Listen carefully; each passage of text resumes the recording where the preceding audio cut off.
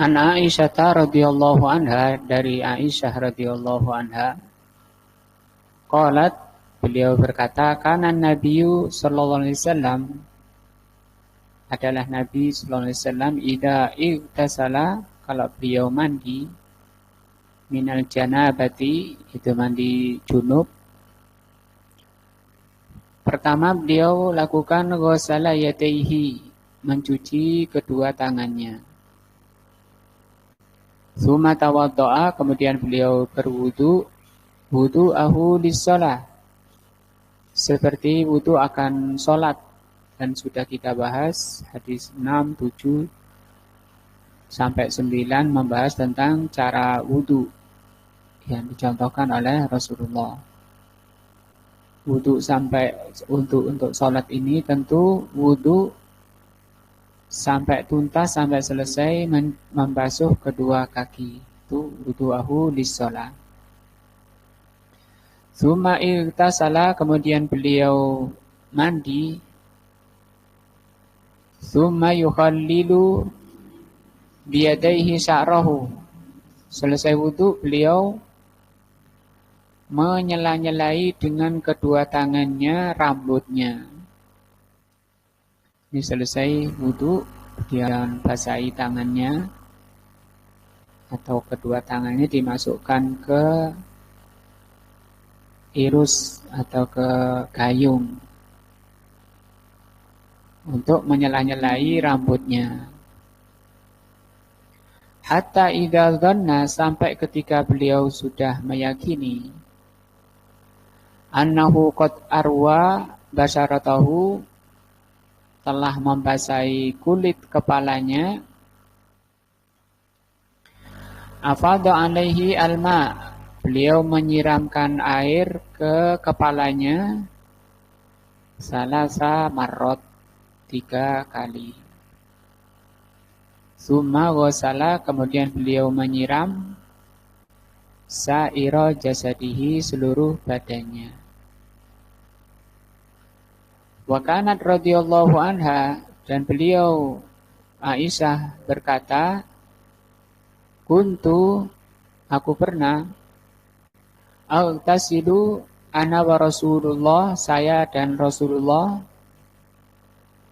mandi min ina'in wahidin, dari satu bejana.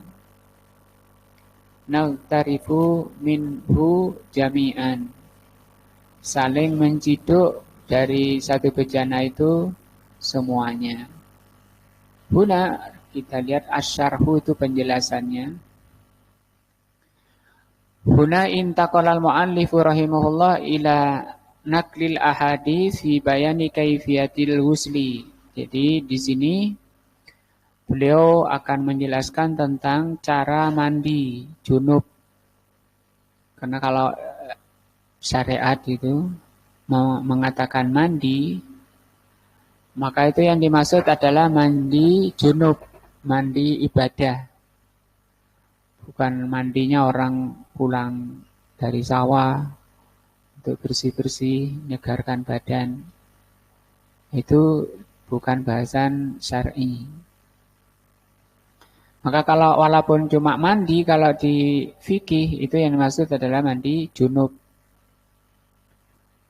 Wahuwa lahu, mandi junub ini kaifiyatani, ada 2 cara. Al-ula, yang pertama, kaifiyatun wajibatun, kaifiyah yang wajib. Ya, artinya wajib itu kalau dilewati dia tidak sah mandinya. Nah, asani, yang kedua, kaifiyatun mustahabbatun, cara yang mustahab, yang dicontohkan oleh Nabi itu mustahab. Nah,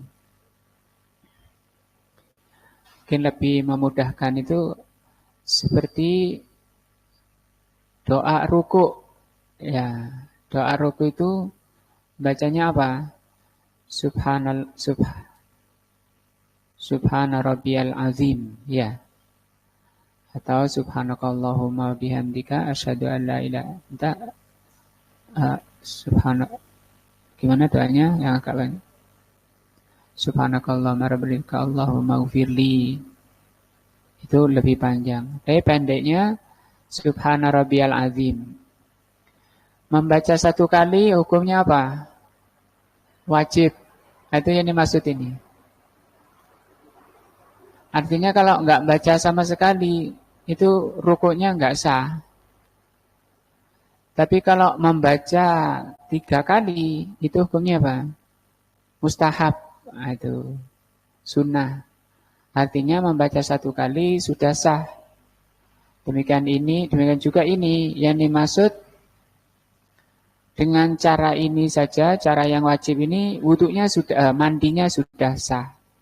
Tapi kalau ingin sempurna lagi, ingin lebih banyak lagi pahalanya dari mandinya itu, dengan cara mencontoh apa yang dicontohkan oleh Baginda Sallallahu Alaihi Wasallam. Jadi di sini beliau katakan ada cara yang wajib, ada cara yang sunnah, mustahab. Wajib 5. Tapi kan ada sholat mustahab, itu penyempurna dari amalan-amalan yang wajib. Mandi juga ada mandi yang bentuknya wajib, sifatnya wajib, ada yang sempurna. Yang sempurna itu juga masih ada batasan-batasan yang dicontohkan oleh Rasulullah SAW. Fa'amal kaifiyatul wajibah, adapun cara mandi yang wajib, bi'an yutahhira jami'a badanihi, dengan cara mensucikan seluruh badannya. Ala ayyi halin kana, dengan cara apapun. Yang penting seluruh badannya suci. Kalau kalian junub, fattahharu, maka bersucilah. Nah, Qaulin Nabi sallallahu alaihi wasallam lirrajuli, demikian juga sabda Nabi pada seseorang. Hina a'tahul ma', ketika Rasul memberikan air pada seseorang itu, izhab, kata beliau, pergi sana, fa'afrighu ala nafsika. Afrig itu sempurnakan, artinya sirami. Air ini bawa, sirami badanmu. Walam yubay. Wahada yadullu ala annal ghusla. Hadis ini menerangkan, menunjukkan bahwa mandi, itu mandi junub, yakfi, cukup atau sah. Kenapa kau harus berkumur dan menghirup air ke hidung walaupun dia selulup? Li'annal fama wal anfa, karena mulut dan hidung itu minal dhahir, sesuatu yang di luar, yang nampak, dan itu masuk wajah yang harus dibasuh seperti dalam ayat di surah Al-Maidah ayat 6 itu. Idza kuntum ilas sholati, kata Allah, kalau kalian berdiri mau sholat, fagsilu wujuhakum, maka cucilah wajah kalian. Termasuk wajah adalah hidung bagian dalam dan mulut bagian dalam, itu masuk wajah yang wajib dicuci. Bidalili wujubi tadhirihima, berdasarkan wajibnya mensucikan mulut dan hidung fil wudu, ketika wudu, wal ghusli, dan mandi. Wa innal insan, dan juga karena manusia, lau adkhalal ma' fi famihi wa anfihi fa innahu la yuftiru. Misalnya orang puasa menghirup air ke hidung atau berkumur, maka itu tidak membatalkan puasa. Karena itu bagian luar. Yang dilarangkan kalau memasukkan ke lambung melalui kerongkongan. Ya. Maka orang orang berkumur dan menghirup air ke hidung tidak membatalkan puasa. Jadi ini pertama cara mandi yang wajib. apapun caranya, asalkan berkumur dan menghirup air ke hidung. Jadi tadi kalau mau loncat ke sumber air, mau cup kepalanya dulu dengan niat untuk mandi jinabat, atau botolan kakinya dulu. Nah, itu boleh. Ini sah terangkat hadas besarnya. Asalkan apa? Berkumur dan menghirup air ke hidung. Misalun, contoh kata beliau. Rajulun, seseorang, ja'a ila birkati, datang ke birkah. Birkah itu semacam danau. Di sini kata beliau birkati ma'in, danau yang banyak airnya. Barokah itu dari kata birkah ini. Danau, banyak airnya. Banyak air itu kan sumber kehidupan, sumber kebaikan. Karena kalau nggak ada air mati itu semuanya. Demikian juga kalau umur nggak ada barokahnya, itu nggak ada baiknya.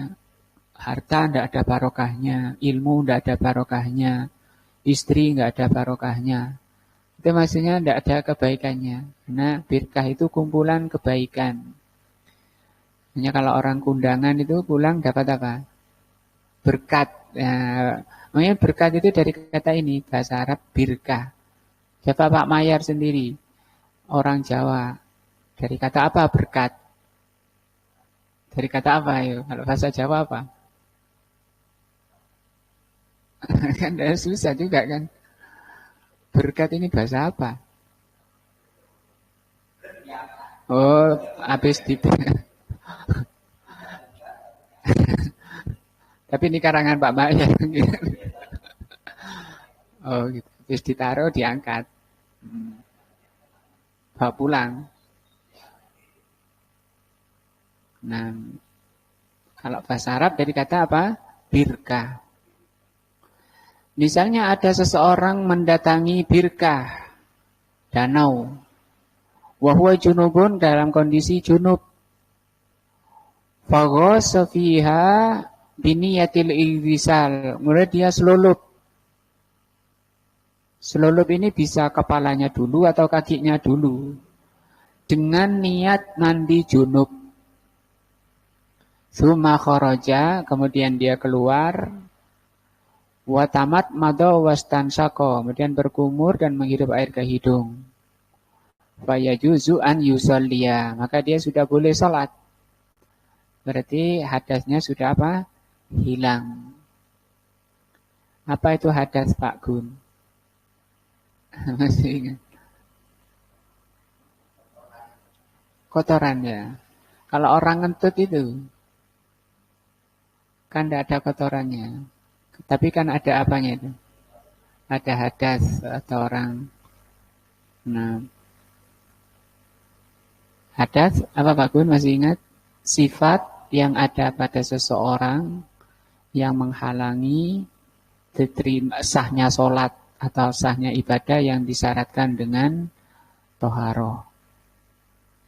Beda dengan najis atau khobas. Kalau najis itu, kalau kencing itu khobas atau najis. Orang setelah kencing dia cawi, itu yang hilang baru najisnya. Masih tersisa apa? Hadasnya. Belum boleh apa? Sholat. Maka dia boleh sholat tadi yang selulup itu. Li'annahu tahara badanahu, karena dia telah mensucikan badannya. Wal ghuslu la yahtaju ila tartibin. Namanya mandi tidak ditentukan urutannya. Hatta nakula biluzumihi, yang harus kita katakan harus urut. Itu tidak ada. Kalau di wudu kan ada ya. Kalau wudu kan ada. Pertama apa? Mencuci kedua tangan. Setelah itu berkumur. Menghirup air ke hidung. Baru membasuh wajah. Terakhir kaki. Nah itu cara ini urutan. Tidak boleh dari kaki dulu. Kemudian tangan. yang kepala, terakhir kepala karena paling atas. Nah, itu kebulak-balik, itu menyelisihi ketentuan syar'i namanya, ketentuan agama yang disebut dengan hudud. Hudud itu batasan. Allah mengatakan, tilka hududullah. Inilah batasan-batasan Allah. Fala ta'taduha, jangan melampaui. Seperti mengusap wajah, itu bisa 1, bisa 2, bisa 3. Itu dalil-dalilnya yang ada. Kalau 4 bagaimana? 5 misalnya. Itu namanya melampaui. Nah, karena Rasul mengatakan setelah menjelaskan cara wudu, dicontohkan oleh Rasul, hakada, demikian kata Rasul. Waman ta'adda, barang siapa melebihi ini, melebihi yang dicontohkan oleh Rasul, faqad asa'a, berarti dia telah berbuat jelek. Wa ta'adda, dan melampaui batasan. Wa dzalama, dan telah berbuat zalim. Dan mestinya makin banyak makin bersih ya. Tapi gitu, kita ini Muslim itu diajarkan cuma tunduk saja, ngikut kepada batasan-batasan Allah. Yang dikatakan siratal mustaqim, yang di situ manusia mencapai keselamatan, kebahagiaan, kalau orang itu berada di batasan-batasan Allah tadi. Yang disebut apa? Hudud. Nah, Allah melarang. Allah mengatakan, inilah batasan Allah, jangan berlebihan. Innallaha la yuhibbul mu'tadin. Ya, Allah tidak mencintai orang yang melampaui batas. Kurang serak, wah sampai supaya serak itu kalau masuk kamar mau wudu, kerannya dibuka pol, ya, jos kayak gitu. Kemudian dia mulai buang-buang air di situ. Padahal Rasul mencontohkan wudu itu cukup 1 mud. 1 mud itu 600 mililiter. Nggak sampai 1 liter. Nah, 600 mili. 1 liter, setengah liter lebih itu cukup. Maka setan itu berusaha untuk mengeluarkan orang dari as-siratal mustaqim. Hudud tadi siratal mustaqim itu. Coba baca tafsirnya kan. Hudud itu siratal mustaqim. Jadi batasan-batasan seperti yang laki yang masih tahes-tahes ini pingin nikah 4. Nah, sudah diberi 4 istrinya. Wah, saya pingin nambah 5. Nah, ini apa nambah 1? Itu tak ada namanya, melampaui batasan. Karena di Jawa Barat ada sampai 85 istrinya. Orang petani, orang kampung. Nah, itu melampaui yang batasannya cuma 4 kok. Maka kebahagiaan dan keselamatan, kenapa kita harus belajar? Untuk agar kita itu bisa menempatkan diri ke as-siratal mustaqim itu. Maka yang paling dibutuhkan oleh kita adalah mengerti batasan-batasan Allah. Wudu itu membasuh wajah berapa kali? 3. Wah, saya kurang 5 kali. Itu malah bablas, itu zalim. Rasul yang mengatakan dia orang jelek. Dia orang melampaui batas. Dia orang zalim. Itu artinya kan dia sudah keluar dari rel, sudah keluar dari as-siratal mustaqim, menyelisihi doanya yang diminta kepada Allah, ihdinas siratal mustaqim. Misalun, contoh lagi, rajulun alaihi janabatun, ada seorang yang junub, faghasala, sebentar, yang tadi kenapa selulup itu sudah sah mandinya, walaupun kaki dulu atau kepala dulu. Kata beliau, dan tidak perlu urut, li'annal badana, karena badan, utwun wahidun, badan yang harus disiram keseluruhan itu merupakan satu anggota. Kalau mandi itu anggotanya satu, yaitu seluruh badan. Beda kalau wudhu, tidak seluruh badan ya, cuma wajah, kepala, telinga, tangan, kaki, sudah. Perut tidak usah. Nah, itu alasan kenapa kalau mandi tidak ada urutannya. Contoh lagi, ada seorang yang junub, faghasala saqaihi, kemudian dia membasuh kedua betisnya. Summa fakhidaihi, kemudian kedua pahanya. Summa batnahu, kemudian perutnya. Summa dhahrahu, kemudian punggungnya. Summa ra'sahu, kemudian kepalanya. Fayujzi'uhu, itu boleh. Artinya sah ya. Li'annahu la yustaratu fihi at-tartib, karena namanya mandi tidak ada urutannya. Tidak disyaratkan urut. Tapi kalau wudhu itu harus urut.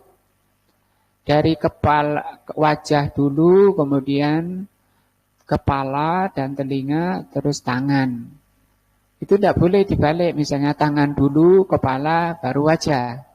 Itu kan tidak boleh. Harus syaratnya kalau wudhu harus urut wal muwalah. Muwalah itu bersambung.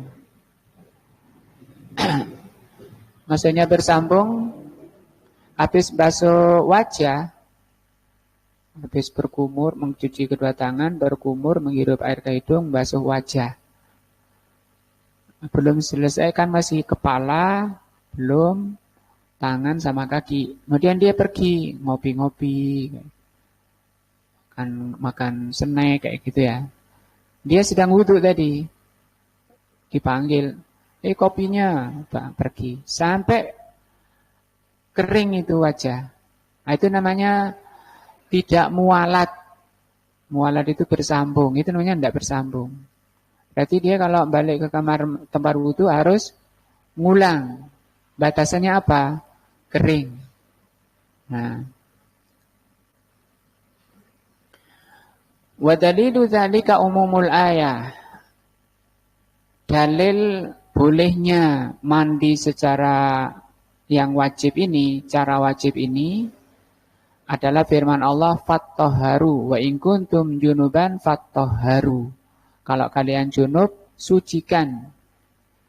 Wa umumu qauli Rasul sallallahu alaihi wasallam, dan umumnya sabda Nabi lirrajuli pada seorang, hudh hadza fa'afrilhu ala nafsika. Ambil air ini, sirami badanmu. Walam yuwaddih, Rasul tidak menerangkan tartiban wala kaifiyatan. Rasul tidak mengatakan urutannya dan caranya. Nah.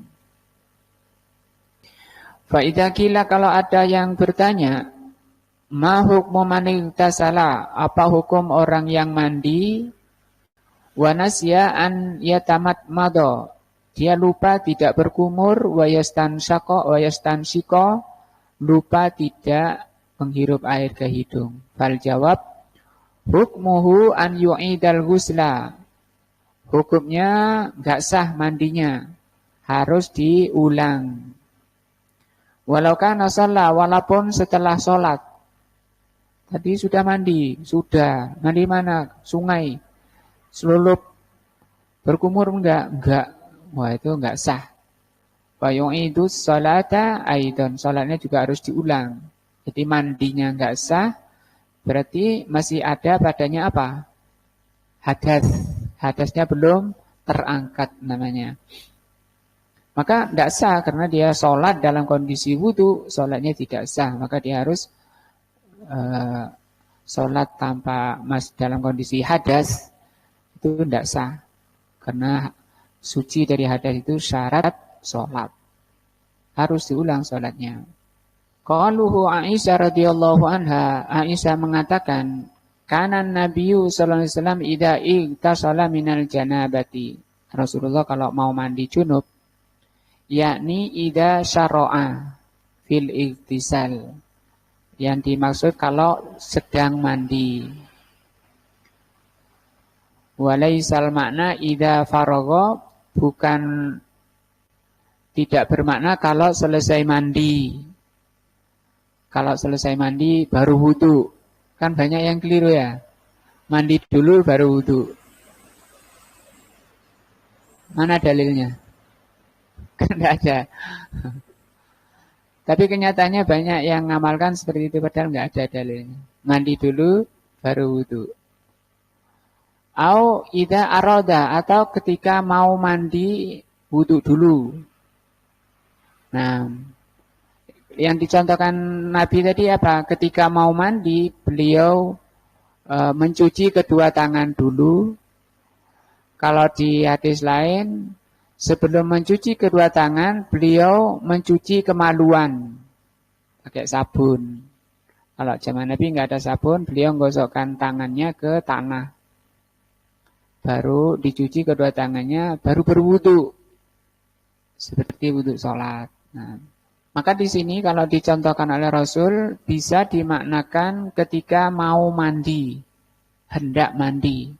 Mandi apa namanya? Mandi janabah. Ada yang mengatakan jinabah, jimnya di kasroh. Jadi ada 3 namanya musallas. Kadang dikatakan junub, jimnya di doma, jinabah, kemudian janabah.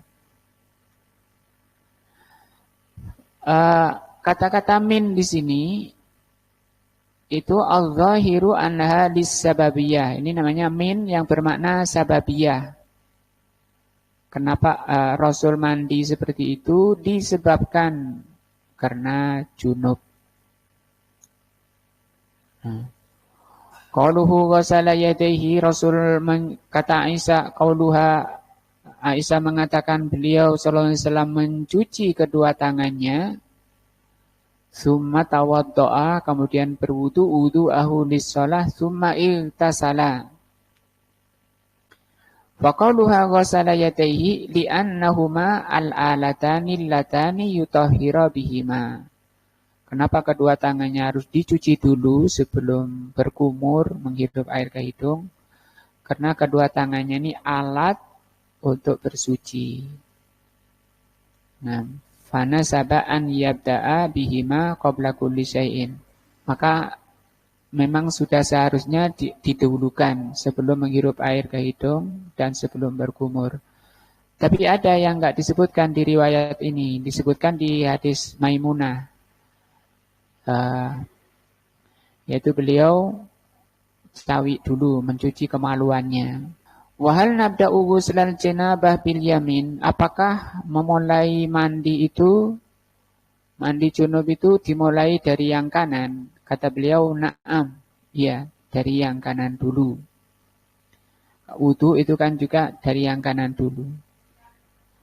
Li'umumi hadis Aisyah, berdasarkan keumuman hadis Aisyah radhiyallahu anha, kana Nabi sallallahu alaihi wasallam yu'jibuhu at-tayammunu. Rasulullah sallallahu alaihi wasallam itu sangat senang mendahulukan yang kanan. Awit tayammuna fi na'ullihi, atau beliau mendahulukan yang kanan ketika pakai sendal. Wa tutahhirihi, dan ketika bersuci, baik itu tayamum, mandi maupun wudu. Wa fi sa'nihi kullihi, dan seluruh urusannya. Kecuali yang jelek-jelek seperti masuk kamar mandi atau ketika cawi kayak gitu dari yang kiri. Fahadzal haditsu aslun fi isti'malil yamin qabla al-yasar. Maka hadis ini merupakan kaidah dasar orang kalau mendahulukan dari yang kanan sebelum yang kiri. Jadi makan dengan tangan kanan, wudu dengan tangan kanan, dan seluruh amalan kebaikan dimulai dari yang kanan itu termasuk bimbingan syar'i, ajaran Islam. Artinya kalau dikerjakan ikhlas karena Allah, itu berpahala. Karena orang makan pakai tangan kan ya banyak. Ya, jarang kita dapati orang makan pakai tangan kiri. Tapi apakah kemudian mereka dapat pahala? Tidak.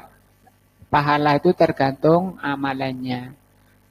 Tergantung niatnya. Rasul bersabda, innamal a'malu bin niat. Amalan itu ada pahalanya kalau niat. Nah, wahuna di hadis Aisyah ini lam tazkur, tidak disebutkan radhiyallahu anha oleh Aisyah ghuslal farji, tentang membasuh kemaluan. Lakinnahu, hanya saja dzukira fi hadis Maimunah, akan disebut nanti di hadis Maimunah, hadis ke-33. Ini kan hadis 32. Wa huwa amrun, dan mencuci kemaluan itu adalah perkara la budda minhu, yang harus dikerjakan. Fayal silul farja qabla kulli syai'in, maka mencuci kemaluan itu sebelum yang lain, bahkan sebelum mencuci kedua tangan tadi. Tsumma yaghsilu kaffaihi, kemudian mencuci, membasuh kedua tangannya. Tsumma tawaddo'a wudu'ahu lis-shalah. Gitu urutannya. Nah, yabtadi'u bi ghuslil wajhi wa yantahi bi ghuslir rijlaini, dan berakhir dengan mencuci kedua kakinya. Sampai di sini jelas ya. Selesai wudhu sampai kaki, kata Aisyah, tsumma irtasala, kemudian Rasul mandi. Caranya afadal ma'a ala badanihi, beliau menuangkan air ke badannya. Walakin bimadza bada'a, bagaimana cara memulai mandi itu? Dimulai dari summa yukhallilu biyadaihi sya'rahu, dimulai dari menyela-nyelai rambutnya. Hatta idza dhanna annahu qad arwa basharatahu afadha alaihi al-ma' salasa marrat. Sampai ketika sudah diyakini kulit kepalanya itu basah, maka beliau menuangkan air ke kepalanya 3 kali. Jadi nggak langsung disiram kepalanya, tapi disela-selai dulu 3 kali. Di sini ada beda hadis ya, beda bunyi.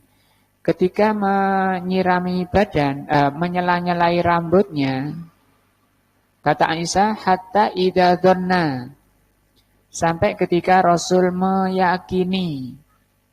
Berarti ini batasannya apa? Keyakinan. Dzon namanya. Ghalabatuz dzon. Sementara kalau nyiram oleh Rasul dicontohkan salah samarrot 3 kali. Jadi ini ada yang berdasarkan keyakinan, ada yang berdasarkan hitungan. Yakni yasubul ma'a ala sya'ri, yakni beliau menuangkan air ke rambut beliau, ke kepala beliau setelah disela-selai rambutnya. Idza dhanna, maka di sini diterangkan lagi. Beliau menyela-nyelai rambutnya sampai hatta idza dhanna, sampai ketika sudah diyakini. Adz-dzannu huna, keyakinan di sini, imma an yakuna bi ma'na tarjihil fi'li. Bisa jadi maknanya tarjihil fi'li itu maksudnya perbuatannya itu sudah mencapai tujuan. Saya yakin ini sudah rata, misalnya, sudah basah. Apanya yang basah? Kulit kepala.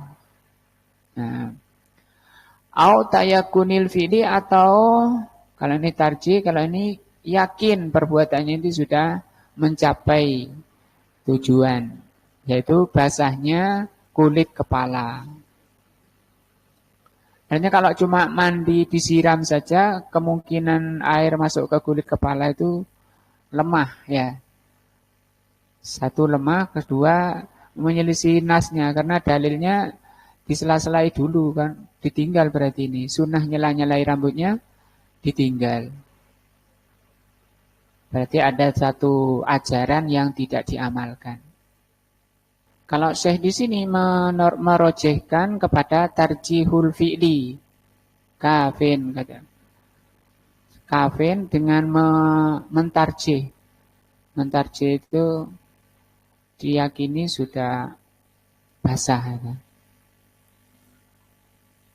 Maka beliau membasah kulit kepalanya. Baru disiram air. Kemudian di hadisnya tadi Aisyah mengatakan setelah selesai menyela-nyelai rambutnya, kemudian menyiram kepalanya 3 kali, kemudian kata Aisyah apa di hadisnya? Kita lihat punya hadisnya. Selesai menyiram kepalanya, summa ghasala sa'ira jasadihi. Kemudian beliau menyiram sa'iro, ini kita akan bahas tentang makna sa'iro. Kalau secara bahasa ini bermakna semua, tapi apakah selalu bermakna semua? Kita lihat hadisnya, apa tafsirnya, penjelasannya. Ini ya. Sa'iro, kemudian Rasul menyiram seluruh jadi sa'irani imma an yakuna mustaqqatan minas su'ri. Sa'irani bisa berasal dari su'ri. Su'ri itu sisa. Wa huwa al-baqiyah, yaitu sisanya. Tadi kan yang sudah disiram apanya? Kepalanya. Berarti sa'irodi bisa bermakna sisanya. Sisa dari kepala apa? Badan ke bawah. Nah, kayak gitu. Artinya kepala nggak usah disiram lagi. Kalau sa'iro di sini dimaknai apa? As-su'ru. Wa ima an yakuna mustaqqatan minas suri. Wa huwa al-bina al-muhit bil bait. Bisa bermakna pondasi, yang bermakna meliputi seluruh. Kata beliau, fa'alal maknal awal, kalau dimaknai sa'ira ini dimaknai sisanya, yaitu bermakna sisa. Kalau yang kedua maknanya jami. Maknanya jami. Jami berarti apa? Seluruh. Walau qulna bi annahu baqi jasadihi, kalau kita maknai yang pertama tadi sisa badannya, fayahruju min dzalika ar-ra'su, sehingga keluar dari mana sa'ira ini kepala. Kepalanya keluar, artinya keluar enggak perlu disiram lagi kayak gitu. Tadi sudah enggak usah langsung selesai kepala tinggal nyiram badannya, sudah. Kurang bersih sabunan, yaitu karena sabun. Untuk kemudian siram lagi untuk ngilangi sabunnya. Walau qulna bi jami'i jasadihi, tapi kalau dimaknai seluruh badan, suri dari kata suri, bermakna seluruh badan, maka kepalanya harus disiram lagi. Kayak itu. Itu baru penjelasan hadis, karena kita akan masuk ke Faidah hadis itu fikihnya. Yang pertama, annahu yambaghi lil insan, hendaknya manusia muslimin, idza iktasala, kalau mandi junub, an yutbiko fi'lar rasul, wajib muslimin yang mandi junub mencocoki perbuatan Nabi. Hadis tadi itu menjelaskan cara mandi Nabi. Diumumi qaulillahi ta'ala, berdasarkan firman Allah, laqad kana lakum fi Rasulillahi uswatun hasanatun. Sungguh telah ada bagi kalian pada Rasulullah itu contoh yang baik. Nah, kalau nggak gitu ya berarti nggak nyontoh Nabi, nyontoh siapa itu. Nah, karena masih banyak orang nggak bisa mandi. Sudah punya cucu-cucu mandi besar belum bisa. Nah kalau nggak sah mandinya gimana? Kan nggak sah itu sholatnya. Karena syarat sholat, sahnya sholat harus sah, harus terangkat hadasnya. Hadasnya terangkat kalau cara toharohnya benar. Maka yang paling menenangkan hati, paling terjamin keselamatan kalau kita itu mengerti tadi hududullah, batasan-batasan Allah. Yang kedua, al-iktifa bidzon fi babit taharah, boleh mencukupkan dengan dzon. Dzon itu keyakinan tadi. Oh kayaknya sudah basah ini kulit kepala. Itu kan berdasarkan keyakinan. Dalam hadisnya sini hatta idza dhanna annahu qad arwa, sampai ketika Rasul meyakini bahwa kulit kepalanya sudah basah. Walihadza qala ulama, dari itu ulama mengatakan yakfi dhannu fil isbagh. Boleh mencukupkan dengan keyakinan, dengan dzon dalam mengukur kesempurnaan. Nah, wa yakfi dzannu fi tadhhiril farad fi babil istinja wal istijmar. Seperti kalau orang cawi kan boleh pakai batu. Sementara kotoran itu masih kemungkinan tingkat kebersihannya tidak seperti kalau pakai air. Tapi dia yakini bersih. Nah, sudah itu sah. Suci, sudah suci. Cuma masih hadas. Wala saka anna hadza min babit tahfif. Maka berdasarkan bersuci dengan berdasarkan dzon itu masuk tahfif. Tahfif itu keringanan. Keringanan seperti orang istinja pakai batu itu tahfif, keringanan. Li'annana kalau sampai kita bilang labudda min yakin, kalau kita harus mengatakan oh enggak bisa berdasarkan keyakinan itu enggak boleh, berdasarkan dzon, kira-kira, dzon ini kira-kira. Kalau cuma berdasarkan kira-kira itu enggak boleh, harus yakin. Nah, farubbama yakunu dzalika fatihan lil waswas. Pernyataan harus yakin ini kadang membuka menjadi pintu masuknya waswas. Dan banyak malah di sini setan itu orang mempermainkan orang keluar dari jalan yang lurus, maunya supaya benar dalam rangka mencapai keyakinan. Kalau ya Imamul Qayyim membahas di kitab Ighatsatul Lahfan itu kencing saja untuk meyakini saya sudah suci dari kencing itu sampai 10 kebid'ahan. Pertama diincengi, satu, diinceng kemaluannya itu. Ono kok enggak ini. Habis itu diurut. Ya, dari atas ke bawah. Setelah itu ngeden-ngeden gitu. Yang ketiga, loncat-loncat. Yang keempat, yang kelima ya. Kemudian gelantungan. Nah, seterusnya ada sampai 10. Saya nggak hafal keseluruhannya. Semua itu dilakukan karena was-was. Ini kalau ditanya, kenapa kamu lakukan? Karena namanya suci itu harus yakin. Dibantah ya. Oh enggak harus yakin. Bisa pakai dzon. Mana dalilnya? Itu hadis Aisyah. Hadis Aisyah yang sedang kita bahas ya. Sampai ketika Rasul dzonna, kata Aisyah, sampai ketika dia mengira kulit kepalanya sudah basah, sudah lewat lanjut. Walaupun orang dalam sholat sampai nggak takbir gitu ya, karena urusannya apa itu? Usolli, us. Itu pun ada banyak itu. Pertama dia pasang badan. Wis lurus apa enggak badan. Kedua dia goyang-goyang dulu badannya. Ketiga dia berdehem-dehem. Mau takbir.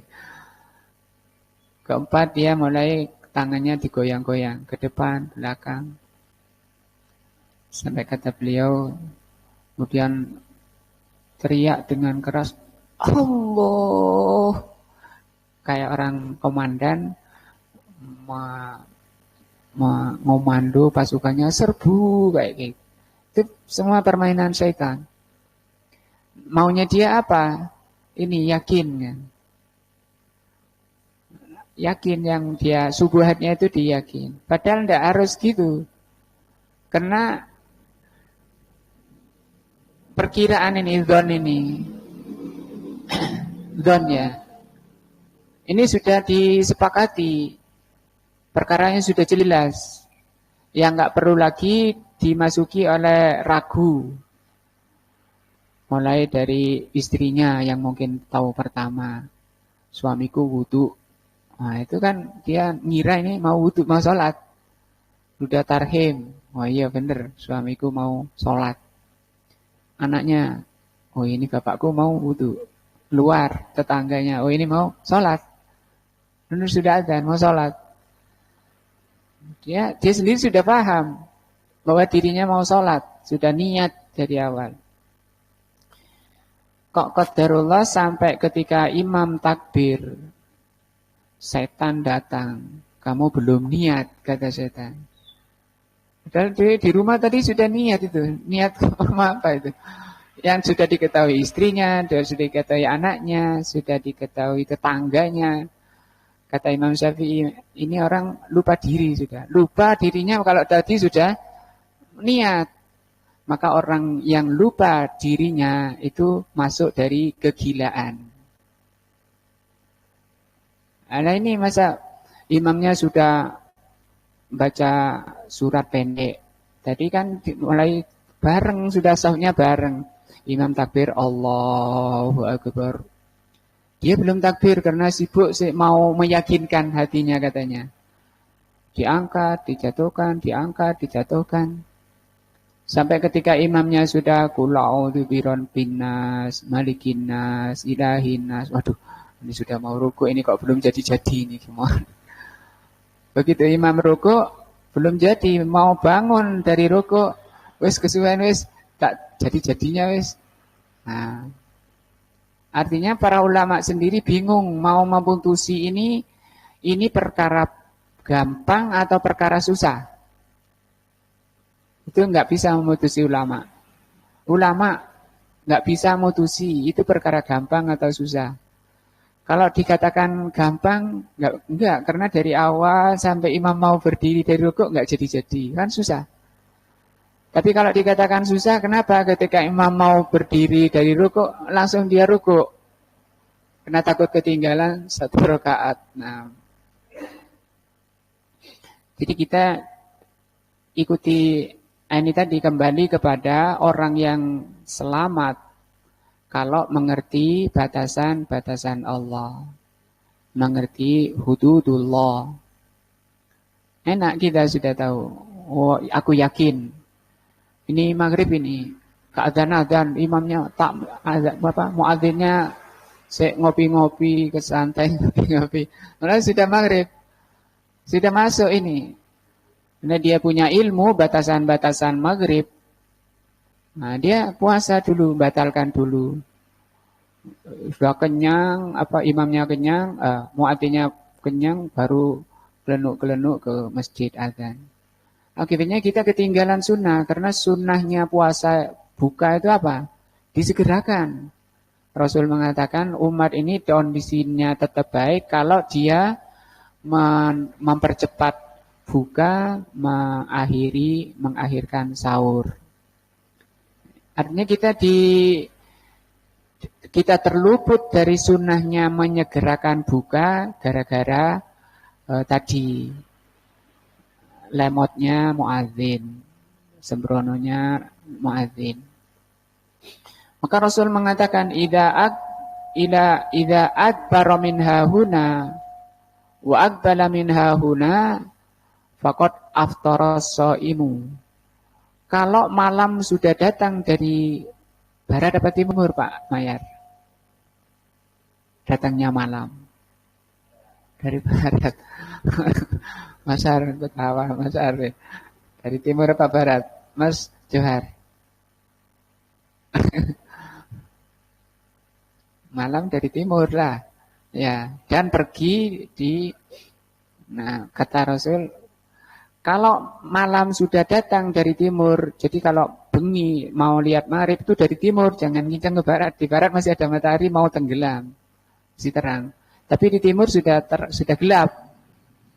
Makanya kita harus mengerti batasan gelap sama bukan gelap. Kayak gitu. Mana gelap maka mana bukan. Kalau gelap sudah naik, matahari bundaran atasnya sudah enggak kelihatan, zon kita ini maghrib. Nah, itu berdasarkan zon. Karena sahabat ada yang naik-naik. Ngapain naik-naik? Gitu. Turun, buka. Gitu. Ada yang naik ontanya ingin cari tempat yang tinggi. Kayak gitu enggak disarankan, sudah. Itu sudah maghrib. Makanya Rasul mengatakan kalau malam sudah datang dari sana, siang sudah pergi dari sana, sudah itu maghrib namanya buka. Dan Rasul mencontohkan mana minumannya, minum.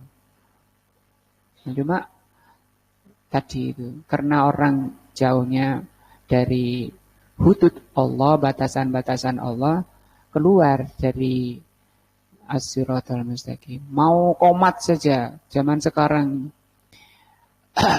nunggu selesainya orang yang imam sudah ada, sudah duduk dari tadi. Ya. Nunggu muadzinnya ini nunggu tola-tola yang dilihat jamaah. Oh, masih ada yang sholat. Itu kan kesalahan. Oh, enggak, saya nunggu 0, ya. Di jamnya itu 0. Enggak boleh saya 3 kok sudah qomat. Nah, itu termasuk kata Rasul sallallahu alaihi wasallam. Iqamah azan itu haknya muazzin. Tapi kalau iqamah itu haknya imam. Maka kalau imam datang, itu haknya imam, dia apa? Mendapat qomat sholat. Jangan ditahan di situ. Itu berarti dia muadzin itu mendolimi imam. Imamnya ditahan-tahan di situ, suruh nunggu. Padahal kata Rasul, itu haknya imam. Mestinya dia harus batalkan sholatnya. Kan Rasul bilang seperti itu. Tidak ada sholat sunnah kalau sudah iqamah. Nah, tidak perlu itu. Jadi imam masjid itu muntazar bahasanya. Muntazar itu yang ditunggu. Begitu datang, nungul, kelihatan kepalanya, sudah qomat muadzin. Yang dilihat itu siapa oleh muadzin? Imam. Bukan apa? Jamaah dan bukan jam itu. Sekarang kan berubah. Nah, itu kesalahan dan itu efeknya muadzinnya menzalimi imam. Saya dulu ketika di Yaman di pondok seperti itu. Ini semua riuh, sak masjid itu riuh baca Quran. Kemudian nunggu kelihatan imam, terus langsung hilang Quran itu iqamah langsung. Enggak nunggu imamnya apa, sholat sunnah dulu. Enggak ada, imam enggak. Sholatnya di mana? Di rumah. Nah, wallahu a'lam bishawab. Ya. Mudah-mudahan ini menambah iman kita, menambah takwa kita, dan lebih merapatkan kita ke hududullah, ke as-siratal mustaqim, karena keselamatan, kebahagiaan dunia akhirat di sana, di jalan yang lurus. Kita ngaji dalam rangka untuk apa? Mengerti apa? Hududullah, batasan-batasan Allah, supaya kita tidak melanggar perintah Allah, fala ta'taduha, jangan melampaui. Wallahu a'lam bishawab. Subhanakallah wa bihamdika asyhadu an la ilaha illa anta astaghfiruka wa atubu ilaika. Wassalamualaikum warahmatullahi wabarakatuh.